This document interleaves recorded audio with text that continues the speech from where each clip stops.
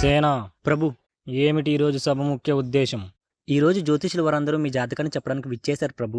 మ్మ్, అటులనే ప్రారంభించండి. చిత్తం ప్రభు. ప్రభుల వారికి ప్రణామములు. నేను మీ జాతకాన్ని క్షుణ్ణంగా పరీక్షించాను ప్రభు.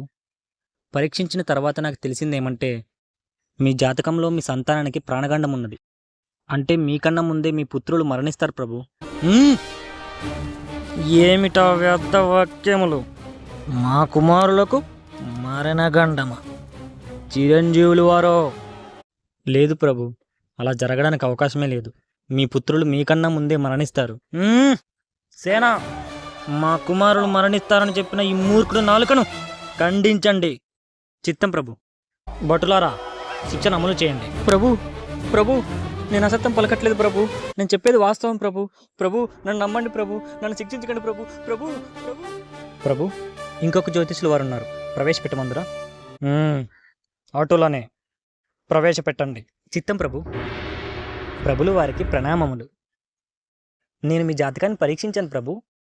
మీకు ఎటువంటి ప్రాణగండము లేదు ప్రభు. మ్మ్, మీ ఆయుష్ ఎంత గట్టిగా ఉందంటే మీ పుత్రుల కన్నా మీరు ఎక్కువ కాలం బతుకుతారు ప్రభు. మ్మ్.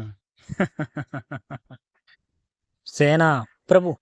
జ్యోతిష్యుల వారిని ఘనంగా సత్కరించి పంపించండి. చిత్తం ప్రభు. ధన్యుని ప్రభు, ధన్యుణ్ణి. ఉంటాను ప్రభు. మ్మ్. వీడు పలికినది వాడు పలికినది ఒకటే కదా. వీడు నిజానికి నెయ్యి పూసి చెప్పాడు, వాడు నెయ్యి లేకుండా చెప్పాడు. వీడికి సత్కారాలు, వాడికి సావు దెబ్బలు. మాటకారిరా నువ్వు.